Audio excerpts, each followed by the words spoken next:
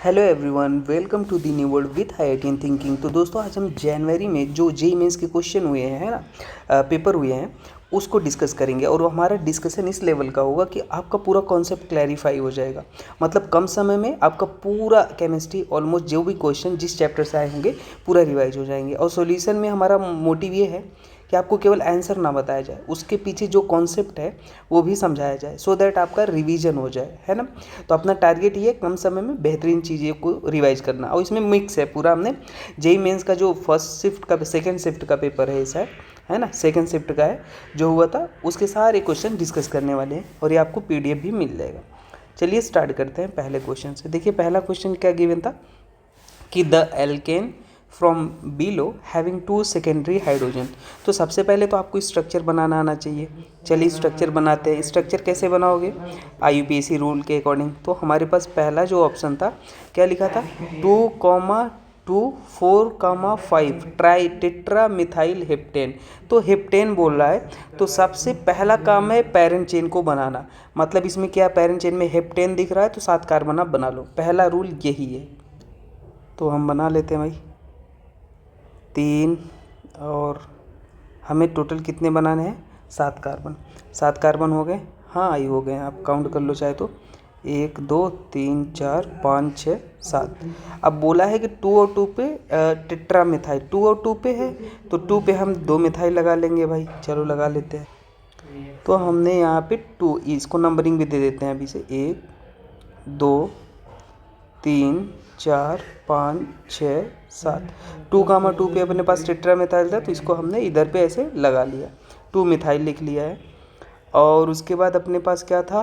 4,5 पे अपने पास भी मिथाइल लगा था तो 4 पर भी एक मिथाइल लगा लिया अपन ने, और एक मिथाइल 5 पे लगा लिया। बस ये है। अब इसमें हमको देखना है कितने सेकेंडरी हाइड्रोजन थे। तो जो कार्बन की डिग्री होती है मैं आपको बता दूं, वही हाइड्रोजन की होती है। तो जैसे यहाँ पे ये कार्बन कितने कार्बन से जुड़ा है, तो डिग्री कैसे निकालोगे? ये कार्बन की डिग्री आप देखोगे तो यहाँ पे ये 1 डिग्री हो जाएगा। ठीक है, तो जो कार्बन की डिग्री होती है वही हाइड्रोजन की होती है, तो ये 1 डिग्री है। अब यहाँ पे मैं थोड़ा सा इस स्ट्रक्चर को थोड़ा सा इधर कर देता हूँ, है ना। हाँ चलो, अब यहाँ पर देखो ये कार्बन कितने कार्बन से जुड़ा है डायरेक्टली? ये कार्बन इस कार्बन से जुड़ा है तो इसकी भी डिग्री, एक ही कार्बन जुड़ा है तो 1 डिग्री। ये कार्बन जो सेकेंड नंबर वाला है, इसकी डिग्री क्या हो जाएगी? देखो, एक कार्बन, 2 कार्बन, और ये 3 कार्बन से जुड़ा है और 4 कार्बन। तो ये तो भाई कभी नहीं, सेकेंडरी तो हो ही नहीं सकता है ना। क्वाटनरी टाइप का है वो, और क्वाटनरी तो होता भी नहीं है डिग्री। ये वाला देखो कितने डिग्री है, 3 थर्ड नंबर का। तो ये कितने कार्बन जुड़ा है? एक कार्बन, 2 कार्बन। डायरेक्टली देखो ना, 1 2, तो यहाँ पे कितना हो जाएगा? 2 डिग्री। और यहाँ पे ये देखेंगे तो ये भी अपने पास 1 डिग्री हो गया। और अपने पास क्या हो जाएगा? यहाँ पे हम निकालेंगे तो ये भी तो अपने पास 3 डिग्री हो गया। देखो 3 कार्बन से जुड़ा है, एक कार्बन, 2 कार्बन, 3 कार्बन। अब यहाँ से देखेंगे ये भी अपने पास 3 डिग्री हो गया। और यहाँ पर देखेंगे तो ये 1 डिग्री है, और यहाँ पर ये देखेंगे 2 डिग्री है, यहाँ पर भी ये 1 डिग्री है। तो ये तो भाई क्या पूछा था? 2 सेकेंडरी हाइड्रोजन। तो देख लेते हैं भाई 2 सेकेंडरी हाइड्रोजन है क्या? नहीं भाई, इसमें एक ही सेकेंडरी हाइड्रोजन है। कहाँ? तो हाइड्रोजन जो आपके पास है 2 होने चाहिए, लेकिन यहाँ पे कितने हाइड्रोजन देख रहे? देखो सेकेंडरी यहाँ पे भी है और यहाँ पर भी है, तो टोटल कितने हाइड्रोजन हो जाएंगे? 4 हाइड्रोजन हो जाएंगे, जो कि आपके पास पॉसिबल ये वाला ऑप्शन नहीं हो जाएगा। चलो सेकेंड ऑप्शन चेक करते हैं। सेकेंड में अपने पास क्या है? 2,2 3,3 टेट्रा मिथाइल पेंटेन। 5 कार्बन है भाई। तो 5 कार्बन को आप कैसे बनाओगे, इसको आइए देख लेते हैं। तो सबसे पहले हमें 5 कार्बन बना लेना है। पैरेंट चेन में 5 कार्बन दिख रहे हैं तो 5 कार्बन बना लेते हैं। चलो एक ऐसे स्टेट बनाते हैं, 2 3 4 5। हम नंबरिंग कर लो, 1 2 3 4 5। 2 पे अपने पास क्या है? 2,2 पे मिथाइल लगा हुआ है तो हम मिथाइल लगा लेते हैं। 2,2 पे मिथाइल लगा लिए।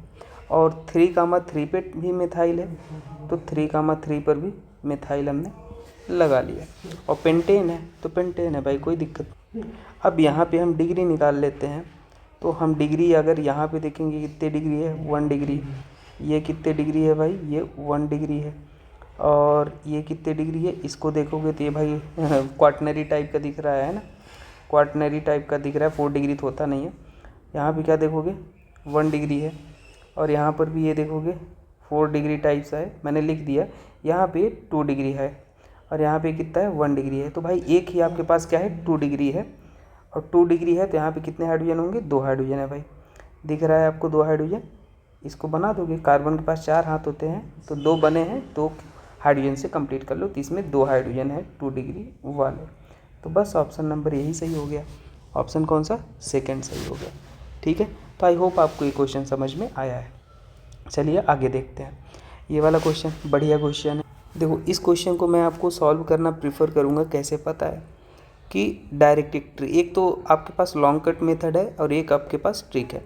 तो मैं इस क्वेश्चन को आपको जो गिवन है आप उसको सबसे पहले मैं कहूँगा लिख लो। आपको डेंसिटी गिवन है ना, डेंसिटी गिवन है, तो डेंसिटी कितना है उसको आप लिख लो। गिवन है 1.25 ग्राम पर लीटर, ग्राम पर ml गिवन है, और मोलैरिटी गिवन है। मोलैरिटी को कैपिटल M से लिखते हैं। तो मोलैरिटी अपने पास कितना है भाई, 3 मोलर आपको गिवन है। और हमसे पूछा क्या है, मोलैलिटी पूछा है, स्मॉल m पूछा है। मोलैलिटी को स्मॉल m से लिखते हैं, है ना। मोलैरिटी क्या होता है, number of moles of solute in 1 litre solution, और मोलैलिटी क्या होता है, number of moles of solute in 1 kg solvent, है ना। तो इसका अगर कभी आपको डेंसिटी मोलैरिटी का रिलेशन बात करें क्वेश्चन में, तो अपने पास डायरेक्ट फार्मूला होता है रिलेशन बिटवीन स्मॉल m और क्या है, कैपिटल M। क्या होता है मैं आपको बता दूं, स्मॉल m इक्वल टू जो आता है निकल के फार्मूला, कैपिटल M मोलैरिटी है आपको पता है, डिवाइड बाई क्या होता है 1000 और इनटू स्मॉल d होता है, माइनस मोलैरिटी ऑफ सॉल्यूशन, और यहाँ भी क्या होता है molecular weight of solute. Molecular weight किसका भाई, सॉल्यूट का। सॉल्यूट जो कम अमाउंट में होता है, सॉल्वेंट जो ज़्यादा अमाउंट में होता है। ठीक है, तो आप इसको याद रखना। अब देखो यहाँ पे क्या हो जाएगा, आपको सॉल्व कैसे करोगे देखना। आपको गिवन है 3 मोलर, गिवन था आपको, क्या गिवन था 3 मोलर सॉल्यूट हमें निकाला ना। हम सॉल्यूट को कैसे निकालेंगे भाई, 3 मोलर को थोड़ा डिफाइन कर लो। 3 मोलर को कैसे लिख सकते हो, मोलरिटी होता है number of moles of solute in 1 litre solution. तो आपके पास 3 मोलर मतलब 3 मोल्स सॉल्यूट होगा इन 1 लीटर सॉल्यूशन, इन 1 लीटर सॉल्यूशन होगा। ठीक है, तो आपके पास ये पता चल गया सॉल्यूट कितना है, 3 मोल है। सॉल्यूट है आपके पास 3 मोल, तो मोल बराबर क्या होता है आपको पता है, मोल बराबर होता है weight upon molecular weight. Molecular weight mole आपको पता चल गया, मोल कितना है 3 है। आपको मॉलिक्यूलर वेट मान लेते हैं, यहाँ पे कितना हो जाएगा।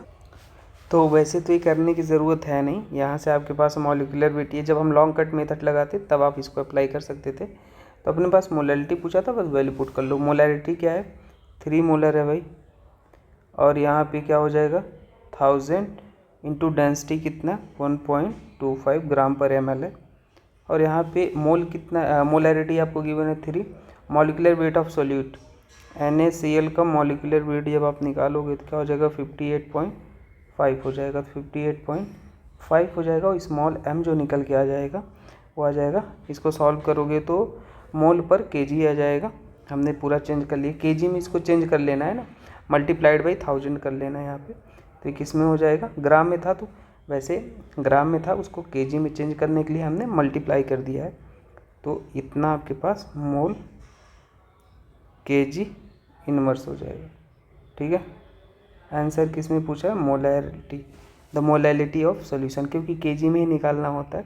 तो आंसर यही हो जाएगा 2.79। ठीक है, आंसर ये। चलो आगे देखते हैं ये वाला सवाल।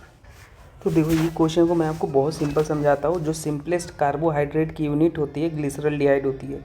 सिंपलेस्ट कार्बोहाइड्रेट जो होता है वो क्या होता है, डीग्लिसरॉल्डिहाइड होता है। उसी से सारे स्ट्रक्चर डिराइव्ड होते हैं, डीग्लिसरॉल्डिहाइड होता है। ठीक है, अब देखो उसको मैं बना देता हूँ एक बार।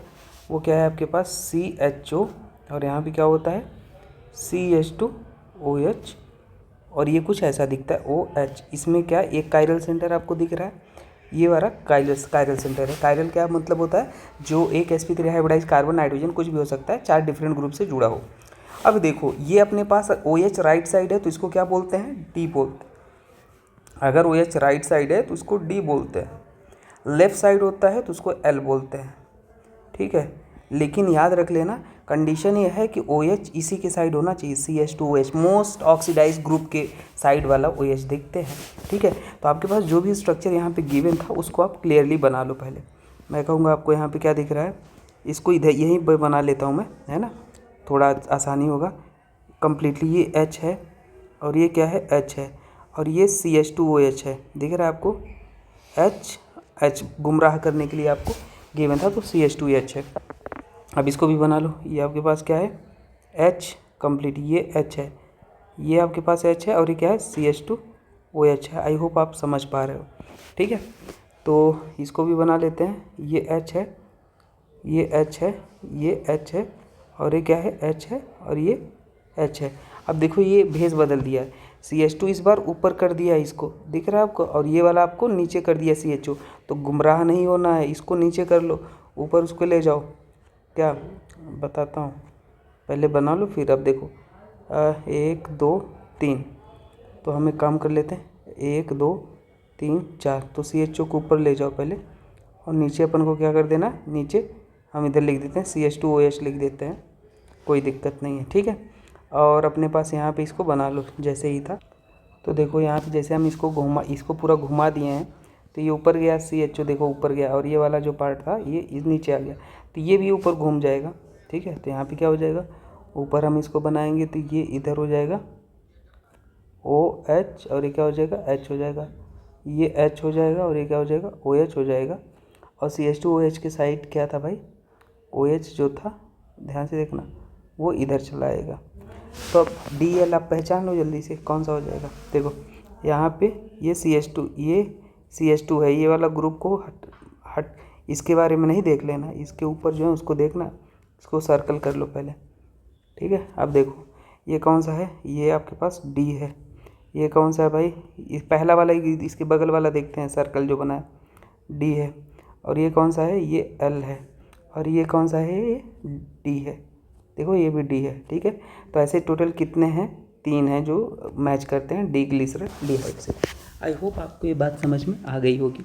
चलिए आगे बढ़ते हैं, नेक्स्ट देखते हैं। when sec butyl cyclohexane reacts with bromine in the presence of sunlight the major product, ठीक है। सबसे पहला चैलेंजिंग टास्क तो आपके लिए यही था कि इसका स्ट्रक्चर बना लो, है ना। क्या, सेक ब्यूटाइल साइक्लोहेक्सेन, तो पहले साइक्लोहेक्सेन बना लो, एक बना लिया भाई अपन ने साइक्लोहेक्सेन। सेक में हमें सेकेंडरी जो कार्बन होता है उस पर एक सब्स्टिट्यूएंट होता है, तो ये अपने ऐसे ही बना लिया, ठीक है, सेक हो गया। अभी क्या बोला, किसके रिएक्शन हो रहा है, Br2 और H सनलाइट के प्रेजेंस में हो रहा है H/μ, ठीक है, सनलाइट आप बोल दो, कोई दिक्कत नहीं है। अब कैसे रिएक्शन होगा, तो आपके पास यहाँ पे जो मोस्ट स्टेबल रेडिकल बनेगा वहाँ पे आपको जोड़ना था। मोस्ट स्टेबल रेडिकल कैसे बनाएंगे, ध्यान से देखो, हाइड्रोजन को हटाओ और रेडिकल बनाओ, कहाँ पे सबसे ज़्यादा स्टेबल रेडिकल आपको दिखेगा, आप बताओ। तो अगर मैं आपको बोलूँ जो रेडिकल की स्टेबिलिटी होती है, रेडिकल की स्टेबिलिटी होती है वो क्या होती है, कार्बोकैटायन जैसी होती है, मतलब 3 डिग्री फिर 2 डिग्री फिर 1 डिग्री। तो अगर मैं बोलूँ आप यहाँ पे रेडिकल बनाते हो, कहाँ पे, यहाँ पे, तो ये कितने डिग्री है, ये 3 डिग्री है, देखो कितने डिग्री है, 3 डिग्री, तो वही वाला ज़्यादा स्टेबल है, तो बस वहीं पे आपको जोड़ देना था ब्रोमीन को, तो आपको कोई दिक्कत की बात नहीं थी। स्ट्रक्चर एक बार आप बना लेते तो क्वेश्चन बहुत ईजिली सॉल्व हो जाता। तो ऑप्शन आप मैच करा लो कौन सा वाला सही है, एक ही दिख रहा है ऑप्शन, डी जैसा दिख रहा है ना, बिल्कुल। चलो आगे बढ़ते हैं, ये वाला क्वेश्चन देख लेते हैं भाई। तो यहाँ पे बोला identify the homoleptic complex that is are low spin.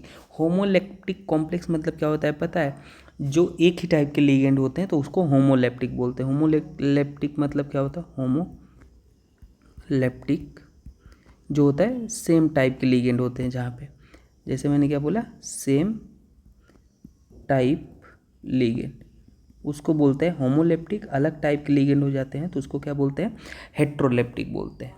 तो अगर हम पहले ऑप्शन की बात करें, यहाँ पे ऑप्शन नंबर ए अपने पास क्या गिवन है, Fe और साइनाइड साइनाइड आपके पास स्ट्रॉन्ग लिगेंड है, लेकिन ये कॉम्प्लेक्स होमोलेप्टिक नहीं है, 2 लिगेंड है, एक ये भी है और NO भी है। तो यहाँ पे अपने पास नो डाउट ये क्या हुए। अच्छा, अगर स्ट्रॉन्ग फील्ड लिगेंड है, साइनाइड क्या होता है, जो स्ट्रॉन्ग फील्ड लिगेंड है, और स्ट्रॉन्ग फील्ड लिगेंड को ही क्या बोलते हैं, लो स्पिन कॉम्प्लेक्स बोलते हैं, ठीक है, लो स्पिन बोलते हैं। लेकिन ये आपके पास हेट्रोलेप्टिक हो गया, क्या हो गया, heteroleptic, leptic due to two ligand, due to two different ligand, ठीक है। कौन सा भाई है, साइनाइड और NO। चलो अब दूसरे ऑप्शन को चेक कर लेते हैं। मैंने थोड़ा आपको डिटेल में लिख दिया सो दैट आपका एकदम कॉन्सेप्ट तैयार हो जाए। बी वाला चेक करते हैं। बी वाला अपन को चेकिंग करेंगे तो CO Fe और 6 है और 3 माइनस है, तो ये आपके पास नो डाउट होमोलेप्टिक है, एक ही टाइप का लिगेंड है, होमोलेप्टिक है। प्लस यहाँ पे अगर स्पिन देखोगे, कोबाल्ट H2O के साथ, कोबाल्ट 3+ जो है विथ H2O क्या होता है, स्ट्रॉन्ग फील्ड लिगेंड होता है, बाकी सबके साथ वीक होता है। तो यहाँ पे क्या हो जाएगा, ये स्ट्रॉन्ग फील्ड लिगेंड नहीं है, ये कैसा लिगेंड है, वीक फील्ड लिगेंड है। वीक फील्ड लिगेंड मतलब कैसा हो जाएगा, high spin. Weak field ligand मतलब कैसा हो जाएगा, हाई स्पिन। ये बात नोट करके आप लिख लेना, ठीक है। तो ये हाई स्पिन हो गया। अब देखो ऑप्शन नंबर C चेक कर लेते हैं, FeCN6 और क्या है, 4 माइनस है। तो ये होमोलेप्टिक तो है, होमोलेप्टिक है, उसमें कोई दिक्कत नहीं है। साइनाइड अपने पास क्या है, साइनाइड स्ट्रॉन्ग फील्ड लिगेंड है या लो स्पिन, स्ट्रॉन्ग फील्ड लिगेंड या लो स्पिन बोल लो, लो स्पिन, ठीक है। तो बस ये भी ऑप्शन सही है, ऑप्शन C वाला, ठीक है।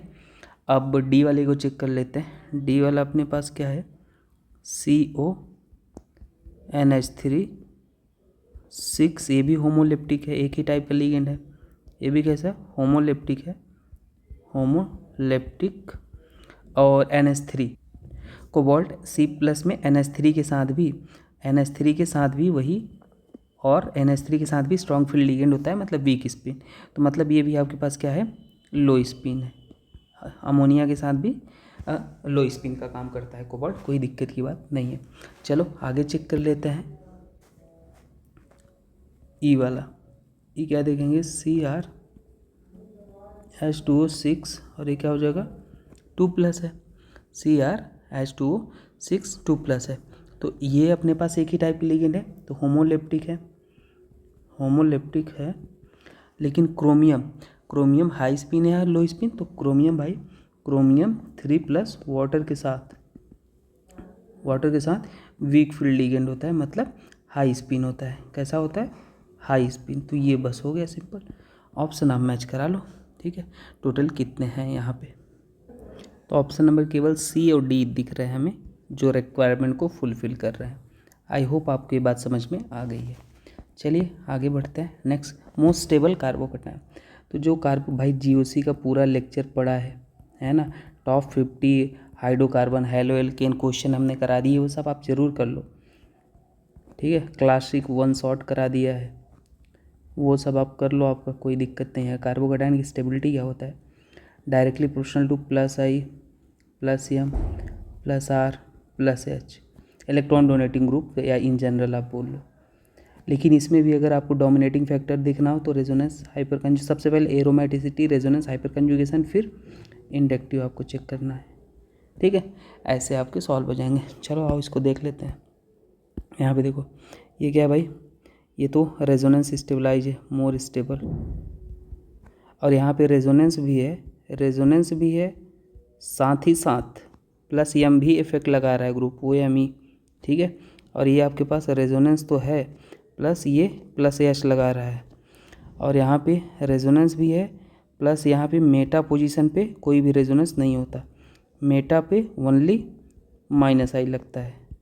तो पूछा क्या था, मोस्ट स्टेबल कार्बोकैटायन, तो ऑप्शन नंबर 2 हो जाएगा। यहाँ पे +M ज़्यादा डोमिनेटिंग होता है, ठीक है। चलिए आगे बढ़ते हैं भाई।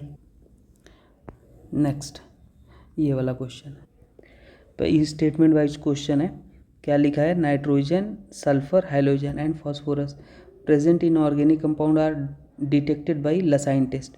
हाँ भाई, पहला ऑप्शन तो सही लग रहा है। जो आपके पास नाइट्रोजन होता है, सल्फर होता है, हाइड्रोजन होता है और फास्फोरस होता है, वो लसाइन टेस्ट से डिटेक्ट होते हैं। तो ये तो सही है, लसाइन टेस्ट से डिटेक्ट होंगे, नो डाउट सही है। दूसरा क्या बोल रहा है, the element present in the compound are converted from covalent form into ionic form by fusing the compound with magnesium in Lassaigne test in the light of the above statement. अच्छा ठीक है, ये तो हमें गलत लग रहा है, क्योंकि the element present in the compound are converted from covalent form into ionic form by fusing the compound with sodium in Lassaigne test. तो ऑप्शन नंबर मतलब स्टेटमेंट फर्स्ट करेक्ट है, स्टेटमेंट सेकंड गलत है। ठीक है, वो बात सही नहीं है। आओ इसको चेक कर लेते हैं, इसमें क्या था भाई। तो इसमें करेक्ट मैच करना है, match the compounds list first with the appropriate catalyst reagent. ठीक है भाई, चलो पहला ऑप्शन चेक करते हैं। पहला आपको एक अमाइड कंपाउंड गिवन है, ये अमाइड है, इसकी रिएक्शन किससे हो रही है। अगर हम अमाइड की रिएक्शन कराते हैं LiLH4 से तो ये रिड्यूस कर देता है H2O के साथ, पूरे अमाइड ग्रुप को रिड्यूस कर देता है अमाइन में, तो RCH2NH2 में चेंज हो जाएगा। मैं पूरा आपको एकदम समझा देता हूँ। तो कभी आपको अगर ये दिखेगा ना amide in presence of reducing agent जो भी है LiLH4, तो उसको डायरेक्टली कन्वर्ट कर देगा। दूसरा, अगर आप मान लो नाइट्रोबेंजीन लेते हो और ये भी रिड्यूस कर देगा, SnHCl क्या कर देगा, NH2 में चेंज कर देता है, एनिलीन बना देता है, सिंपल ये एनिलीन बना देगा। थर्ड, अगर मान लो हमने लिया RC∼N H2 निकिल ले लो, ठीक है, या PDPT भी ले सकते हो, तो ये भी अमाइन में चेंज कर देता है CH2NH2 में, साइनाइड ग्रुप को अमाइड में चेंज कर देता है।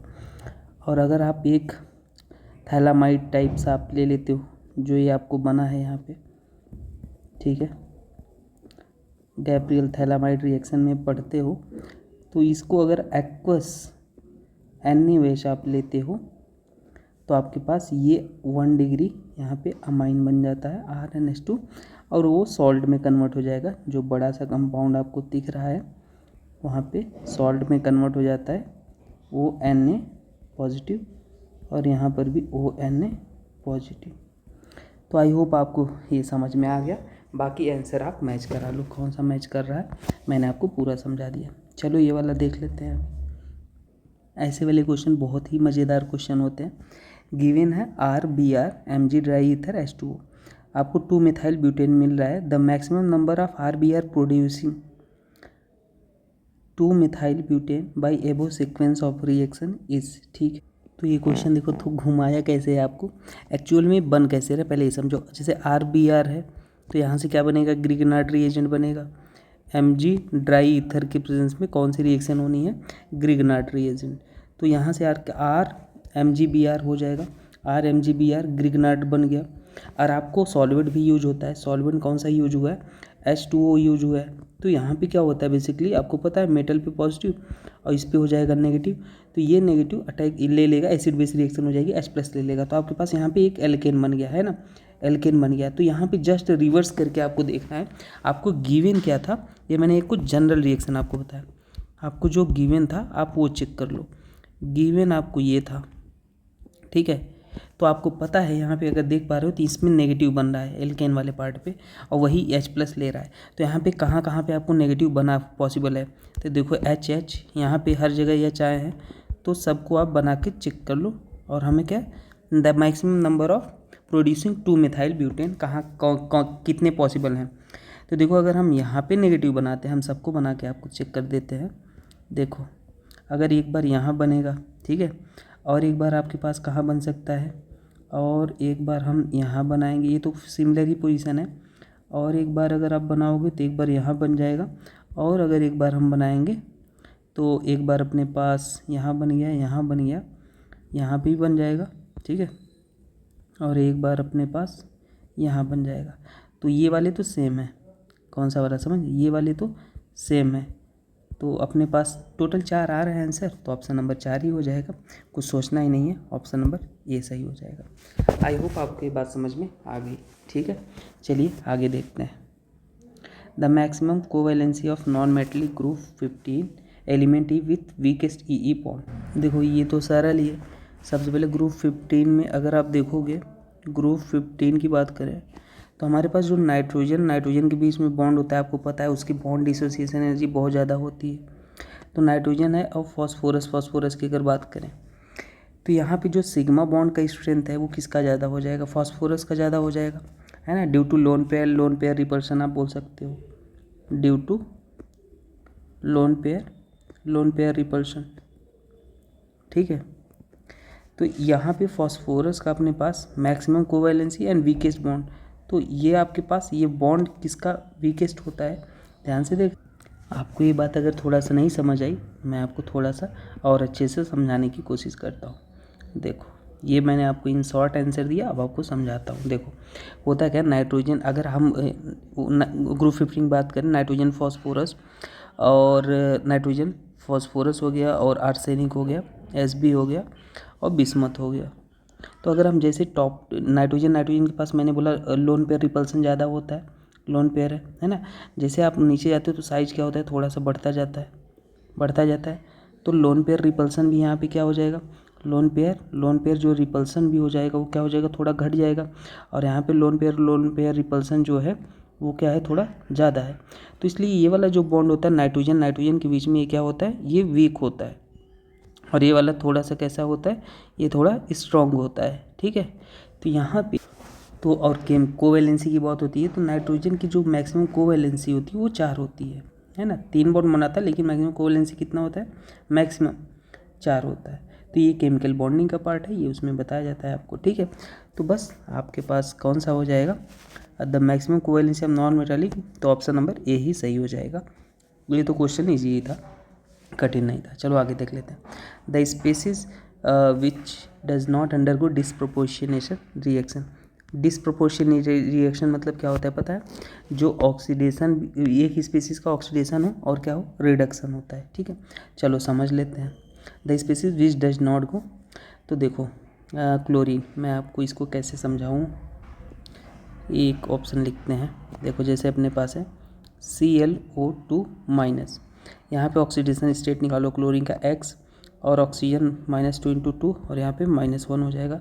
तो X बराबर कितना हो गया, 4 और ये +3 हो जाएगा। तो क्लोरीन अगर आप देखोगे तो क्लोरीन का जो मैक्सिमम और मिनिमम ऑक्सीडेशन स्टेट होता है, तो यहाँ पे मैंने लिखा है क्लोरीन का, देखो मैक्सिमम जो ऑक्सीडेशन स्टेट होता है वो 7 होता है, प्लस मिनिमम होता है -1 होता है। तो आप याद रख लेना, ये मैंने रेडॉक्स में पढ़ा है। तो देखो अब मैं बताना क्या चाह रहा हूँ कि क्लोरीन का आया कितना भाई, +3 आया, तो वो +3 से +7 भी जा सकता है और -1 भी जा सकता है। और डिसप्रोपोर्शनेशन रिएक्शन मतलब ही होता है जिसका ऑक्सीडेशन एक ही स्पीसीज का और रिडक्शन हो सके। ठीक है, तो आओ समझते हैं। ये रेडॉक्स है, आपको देखना होगा तो आप 1 शॉट है, आप देख सकते हैं। तो यहाँ पे मैंने आपको बता दिया क्लोरीन का जो मैक्सिमम होता है वो +7 होता है, मिनिमम -1 होता है। और क्लोरीन का है कितना, +3, तो ये ऊपर भी जा सकता है नीचे भी आ सकता है। तो ये भाई ये तो डिसप्रोपोर्शनेशन रिएक्शन कर सकता है। और सेकेंड ऑप्शन चेक करते हैं। सेकेंड अगर देखोगे ClO3 माइनस है, यहाँ पे निकालो ऑक्सीडेशन स्टेट क्या हो जाएगा, X -6 -1, तो X बराबर कितना हो जाएगा, ये 6 उधर जाएगा, +5 आ जाएगा। तो यहाँ पर भी +5 से भी ये +7 में भी जा सकता है, -1 में भी आ सकता है। लेकिन तीसरा ऑप्शन अगर चेक करते हैं तो ClO माइनस, तो यहाँ पे ये ऑक्सीडेशन X -4 हुए -1, X बराबर कितना हो जाएगा, +3 हो जाएगा। तो ये +3 से भी अभी आपने देखा ऊपर भी जा सकता है नीचे भी आ सकता है। लेकिन चौथा ऑप्शन चेक करते हैं, ClO4 माइनस है, तो यहाँ पे आप निकालोगे X और क्या हो जाएगा 8 -1, यहाँ पे क्या आ जाएगा +7। तो +7 भाई, +7 से क्लोरीन +7 ही आ रहा है, कहाँ जाएगा, केवल एक ही जगह जा सकता है, एक डायरेक्शन में। तो ऑप्शन नंबर डी हो गया। ये भी डिसप्रोपोर्शनेशन दिखा सकता है, ये भी डिसप्रोपोर्शनेशन दिखा सकता है, ये भी डिसप्रोपोर्शनेशन दिखा सकता है, ये नहीं दिखा सकता। ठीक है, चलो आगे चलते हैं। ये वाला question, arrange the following compound in increasing order of their dipole moment. तो डाइपोल मोमेंट की अगर बात करें हम दोस्तों, वैसे तो ये पोलैरिटी बताता है। डाइपोल का थोड़ा सा ट्रिक ही बता देता हूँ, बाकी ट्रिक एंड ट्रिप्स का प्लेलिस्ट है, आप उसमें देख लोगे तो मैक्सिमम जो क्वेश्चन होते हैं वो ट्रिक से सॉल्व हो जाएंगे विथ एक्सेप्शन। ऐसा नहीं कहीं उलझ जाओगे, वो जो मैंने ट्रिक बनाया है वो बहुत ही मेहनत से बनाया है। तो ट्रिक एंड ट्रिप्स का प्लेलिस्ट आप देखोगे तो हर वैरायटी की प्रॉब्लम कवर हो जाते हैं 5-10 मिनट में, और मैक्सिमम जो चीज़ आप 4 घंटा देखोगे वो 30 मिनट में ख़त्म हो जाएगा और हर वैरायटी कवर हो जाएगा। तो देख लेना। तो देखो मैं जल्दी बता देता हूँ, डाइपोल मोमेंट निकालने के कुछ रूल्स और रेगुलेशन है। डाइपोल मोमेंट कैसे निकलता है जल्दी से बता देते हैं। पहला ट्रिक ये है, valence electron of central atom equal हो जाए साइड एटम के, तो मॉलिक्यूल कैसा हो जाता है, जो मॉलिक्यूल है आपके पास वो हो जाएगा नॉन पोलर। और अगर मान लो दूसरा रूल ये भी है, valence electron of central atom equal to number of bond हो जाए, टोटल बॉन्ड मॉलिक्यूल है ना, वो भी अपने पास, बाकी वहाँ डिटेल में देखना, वो भी म्यू 0 हो जाएगा। ठीक है। तीसरा रूल है, अगर सिमेट्री हो जाए, और एक्सेप्शन भी देख लेना भाई, इसलिए फंस जाते हैं इसमें, तो भी आपके पास म्यू 0 नॉन पोलर, और म्यू नॉट इक्वल टू 0 है तो पोलर है, mu net not equal to 0 है तो क्या होता है, पोलर होता है। ठीक है। लेकिन ये इसके बावजूद भी आप क्वेश्चन में कहीं ना कहीं उलझ जाओगे। क्यों उलझ जाओगे? क्योंकि म्यू रिजल्टेंट भी देखना होता है। तो मैं आपको बता दूं, जो NF3 है, HBr है और H2S है, और क्या है, CHCl3 है। यहाँ पे CHCl3 का जब आप रिजल्टेंट बनाओगे तो कैसे होता है, मोर इलेक्ट्रोनेगेटिव से लेस इलेक्ट्रोनेगेटिव, लेस इलेक्ट्रोनेगेटिव से मोर इलेक्ट्रोनेगेटिव। तो ये हो गया, ये हो गया और ये हो गया। कार्बन हाइड्रोजन में ये हो गया, तो पूरा रिजल्टेंट इधर आ रहा है। तो म्यू नेट भाई देख रहे हो कितना भयंकर, नॉट इक्वल टू 0। तो डाइपोल बहुत ज़्यादा बढ़ जाएगा भाई, म्यू डाइपोल बहुत ज़्यादा बढ़ गया। और वही NF3 में आप देखोगे तो NF3 अगर आप बनाओगे ऐसे, तो एक लोन पेयर है, इसका ऊपर जा रहा है, लोन पेयर का ज़्यादा होता है इसका इधर, तो यहाँ पे म्यू थोड़ा सा घट रहा है। तो इसलिए हमेशा याद रख लेना, मैं इसका डाटा होता है एक्सपेरिमेंटल वैल्यू 0.24 होता है, इसका 0.79 होता है। लॉजिक से गलत हो सकता था, पर मैं डाटा भी नहीं याद करने को कहूँगा, पर ये आप याद रख लो थोड़ा थोड़ा। ये मैं अपने उसमें क्वेश्चन में केमिकल बॉन्डिंग में कराया हूँ और ट्रिक में भी कराया हूँ, तो आपका हो जाएगा क्वेश्चन। चलिए आगे देखते हैं, ये है क्या बोल रहा है। अब देखो, इसको हम आपको बता दें, जो SD कैरेक्टर होता है वो कैसे डिफाइन होता है। देखो मैं यहाँ पे लिख देता हूँ कि अगर जब आप भाई लेफ़्ट टू राइट जाते हो, लेफ़्ट टू राइट है ना पीरियोडिक टेबल में, तो जो नॉन मेटलिक कैरेक्टर होता है, नॉन मेटलिक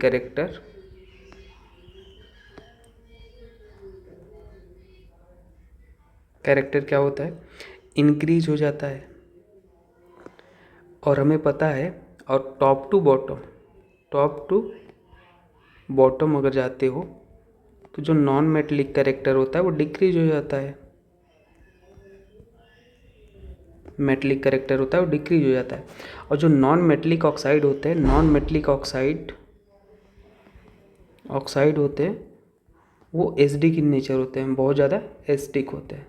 तो इसलिए अपने पास जो स्टेटमेंट फर्स्ट है भाई, क्या बोला, statement first is false but statement second is true. ठीक है, आई होप आपको ये बात समझ में आ गई है। चलिए आगे बढ़ते हैं। ये तो बहुत ही ईजी सवाल है। ठीक है, कैसे होगा आओ देख लेते हैं। सॉल्युबिलिटी का है आयनिक इक्विलिब्रियम से। तो यहाँ पे आपको जिरकोनियम फॉस्फेट बनाना है। ये तो क्लास में ही क्वेश्चन कराया जाता है, पर कोई बात नहीं, आपके क्लास में भी कराया गया होगा, मुझे उम्मीद है। तो इसको जब ब्रेक करते हैं तो आप हमेशा याद रख लो, ये वाला जो होता है यहाँ पे आता है, ये वाला जो होता है यहाँ पे जाता है। ठीक है, तो किसको कैसे लिख लेंगे, 3Zr+4 आ गया, और यहाँ पे लिख लेंगे P4O3-। ठीक है, अब यहाँ पे जब आप KSP लिखते हो तो कैसे लिखते हो, जो आपके पास है 3S लिख लो, और जो स्टोइकियोमेट्री उसी को पावर में लगा लो। वहाँ पर भी लिख लो 4S, स्टोइकियोमेट्री में पावर लगा लो। KSP जब आप लिखोगे तो कितना हो जाएगा, 6912, और 4×3 S⁻7 हो जाएगा।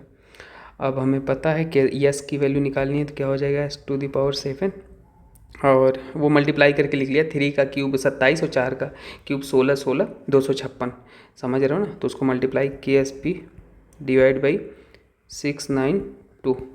अब इसको आप एस लिखोगे तो ये 1 में हो जाता है ना, बेसिक मैथ 6912, और यहाँ पे क्या हो जाएगा 1/7। तो मैच करा लो जो भी है ऑप्शन आपका, एक ही ऑप्शन नहीं ये है, ठीक है। चलो आगे बढ़ते हैं, ये वाला देख लेते हैं। तो देखो ये कहानी है बॉर्नहाइमर साइकिल से आता है। वैसे तो मैं आपको थर्मोडायनामिक्स पूरा पढ़ा दूं भयंकर लेवल का, पर ये आपको मैं कहूँगा याद रख लो सीधे सीधे, है ना। 4 अपने पास मैक्सवेल वो आता है, बॉर्नहाइमर एक होता है, मैं बना ही देता हूँ थोड़ा सा, वहाँ से लिखते हैं, पर मैं उस पर डिटेल में नहीं जाना चाहता आपको बताना, ठीक है। देखो ऐसे होता है। अब यहाँ से निकल के आते हैं 4 इक्वेशन जहाँ से सारी चीज़ें डिराइव होती हैं। D G equal to V D P minus S D T. अगर इसको भी मैं आपको थोड़ा सा समझा ही दूँ अब थोड़ा थोड़ा, देखो टेल पार्ट जो होता है ना, जैसे हमें मान लो ये लिखना था डी जी, तो हमने क्या लिखा है, वी को मल्टीप्लाई किया है डी पी से, तो टेल पार्ट जो होता है भाई, टेल पार्ट याद रख लेना वो क्या होता है, यहाँ पे ये जो टेल पार्ट है इसको पॉजिटिव लिखते हैं। तो यहाँ पे डीपी वाला जो टर्म है आप ध्यान नोटिस कर पा रहे हो, क्या लिखा हमने, पॉजिटिव लिखा है। अब देखो यहाँ पे आपने ऐसे लिखा है, तो यहाँ पे नेगेटिव क्यों लिखा है आपको पता है, आपकी एक चीज़ ध्यान, क्योंकि आपके पास जो डी टी टर्म है, डी वाला टर्म है, यहाँ पे डी वाला टर्म हेड पार्ट पे आ रहा है, इसलिए इसको नेगेटिव लिखा। तो बस एक चीज़, ये छोटा सा ट्रिक आप बना सकते हो, किसी का भी लिख सकते हो, मैंने आपको बता ही दिया कि ये वाला पार्ट कहीं पे दिखे डी, ये डी वाला पार्ट का होता है, और टेल वाला ये पार्ट पॉजिटिव होता है। तो यहाँ से ही अपने पास इक्वेशन निकल के आता है, ठीक है। मैंने आपको इन शॉर्ट में थोड़ा सा समझा दिया। अब देखो हमें डी जी लिखना है एट कांस्टेंट प्रेशर, है ना, तो डिफरेंशिएट करोगे एट कांस्टेंट प्रेशर बात कर रहा है, तो डी जी आप डायरेक्ट लिख के कांस्टेंट प्रेशर वाले टर्म्स को गायब कर दो और माइनस एस हो जाएगा, है ना, सिंपल सी बात है। डी जी बराबर इतना आ जाएगा। आई होप आपको समझ में आया। इसको आप ऐसे भी लिख सकते हो, del G del T at constant pressure, क्या बचेगा, टेम्परेचर गायब हो जाएगा ना, माइनस एस आ जाएगा। तो ये सिंपल सी बात थी, और हम ये पहला हमने लिखा है, और बी वाला देख लेते हैं। बी वाला भी ऐसे लिखेंगे, तो मैं कहूँगा आप याद रख लो, अब del H equal to del T वो आता है, वो थर्मोडायनामिक्स में पढ़ाएंगे, ये हो जाएगा, ठीक है। नहीं भाई आप कहोगे सर आपने बोला था पूरा समझाने के लिए, चलो समझा देते हैं।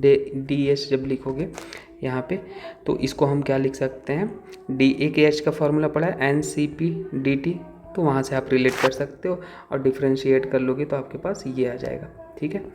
चलो सी वाला आप चेक कर लेते हैं, यहाँ पे लिख देता हूँ मैं सी वाला, फिर से D G equal to V D P minus S T T लिखना है। तो यहाँ पे टेम्परेचर कांस्टेंट मानना है, ठीक है, कांस्टेंट।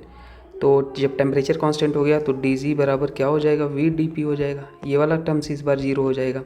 तो यहाँ पे जो अपने पास निकल के आएगा del G upon del P equal to क्या हो जाएगा, टी इक्वल टू वी हो जाएगा। और ये आपके पास लास्ट बचता है डी बराबर डेल यू बराबर N C V delta T पढ़ा होगा, N C V D T लिख लो।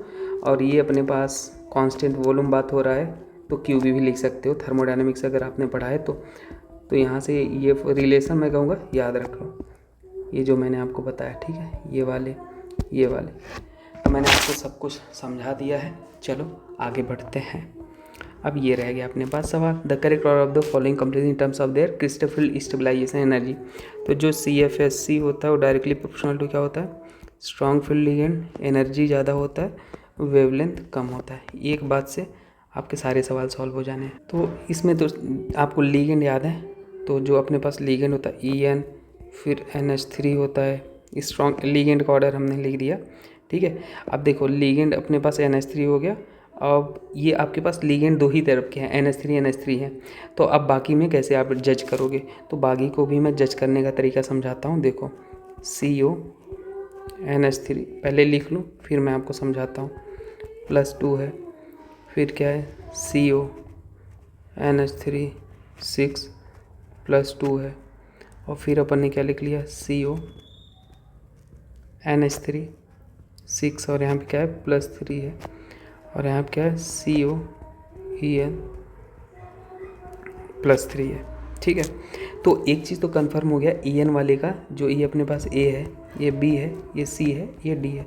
डी वाले का भाई तो सबसे ज़्यादा सी एफ एस सी हो जाएगा। बाकी में आप कैसे जज करोगे? बाकी में आप ऑक्सीडेशन स्टेट निकाल सकते हो। अगर आप ध्यान से नोटिस करोगे तो यहाँ पे ऑक्सीडेशन स्टेट कितना आ रहा है, +3 आ रहा है, और यहाँ पे कितना आ रहा है, +2 आ रहा है। तो ऑक्सीडेशन स्टेट देख लो, फिर सी वाले का हो जाएगा। बाकी में आप कैसे चेक करोगे? यहाँ पे कोऑर्डिनेशन नंबर ज़्यादा आ रहा है, देखो 6 आ रहा है। यहाँ पे कोऑर्डिनेशन नंबर आपके पास 6 है। अगर ये सब कॉमन हो जाए तो, और यहाँ पे कितना है, 4 है, तो कोऑर्डिनेशन नंबर आप देख के बी और फिर ए। तो ये रही बात भाई, ठीक है। अच्छा क्वेश्चन था। पहले कोऑर्डिनेशन नंबर देखो, और पहले देखो लीगेंड देख लो, पहले लीगेंड चेक कर लो, है ना। फिर क्या चेक करो, यही सीक्वेंस चेक करना, ऑक्सीडेशन स्टेट फिर कोऑर्डिनेशन नंबर। तो इससे यही ऑर्डर में आपको फॉलो करना है, ठीक है। प्रायोरिटी ऑर्डर मैंने लिख दिया है। चलो आगे बढ़ते हैं। ये क्या है भाई, देखो यहाँ पे क्या है, corrosion is an electrochemical phenomena in which pure metal act as anode and impure as a cathode. तो बात तो सही है भाई कि यहाँ पे प्योर मेटल जो होता है कोरोजन में, प्योर मेटल जो होता है वो क्या होता है भाई, वो एक्ट एज कैसा वो एक्ट करता है, एनोड।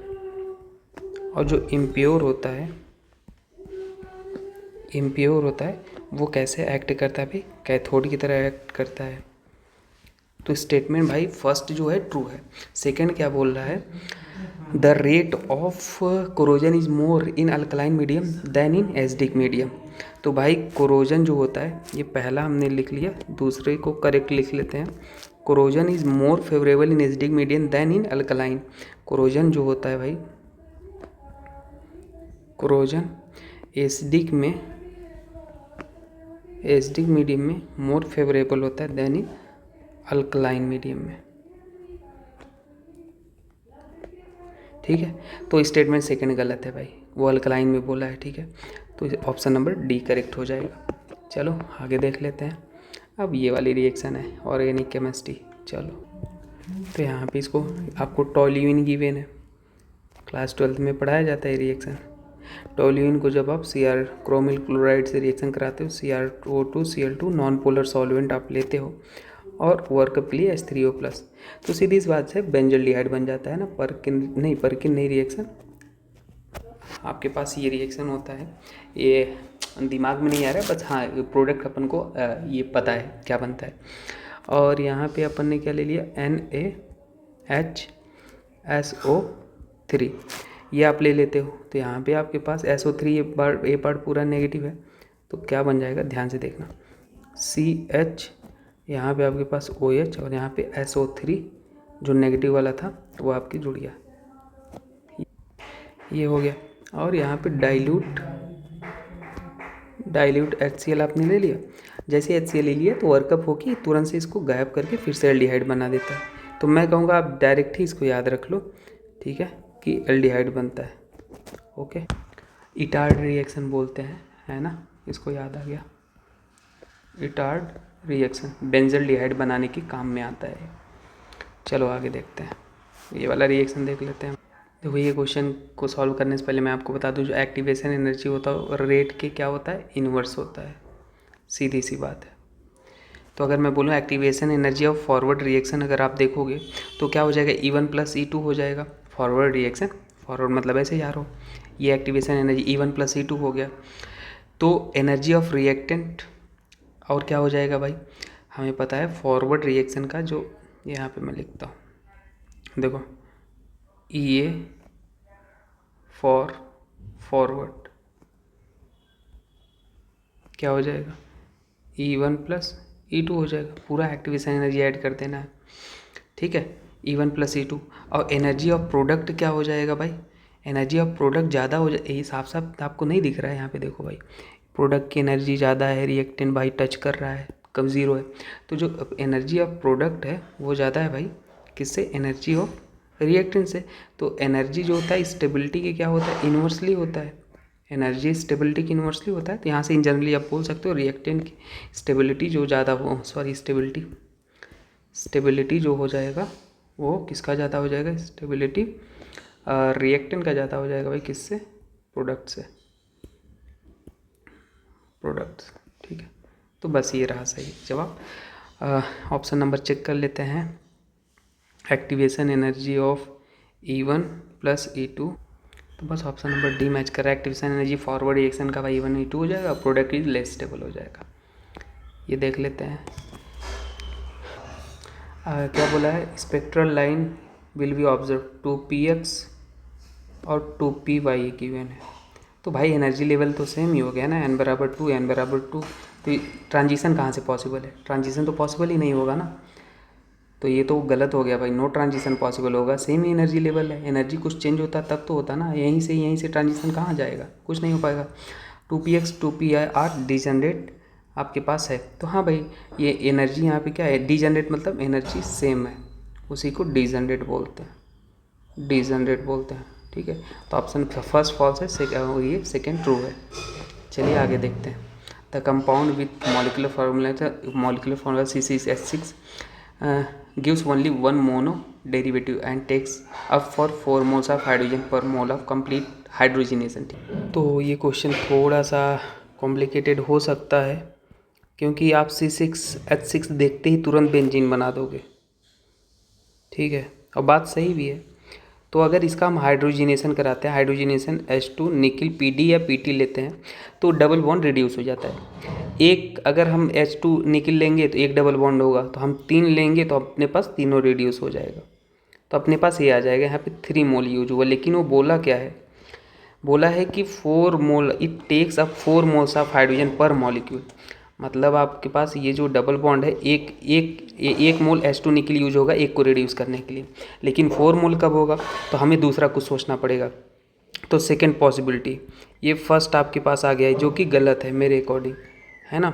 सेकेंड आप सोचोगे तो हम ऐसे बना लेते हैं, हमें डबल बॉन्ड ही 4 चाहिए, ठीक है, तो ये बन गया। अब यहाँ पे कितने हैं आपके, डबल बॉन्ड 4 है, तो यहाँ पे मोनो डेरिवेटिव अगर आप बनाते हो, मोनो डेरिवेटिव, और तो क्या हो जाएगा, मोनो डेरिवेटिव,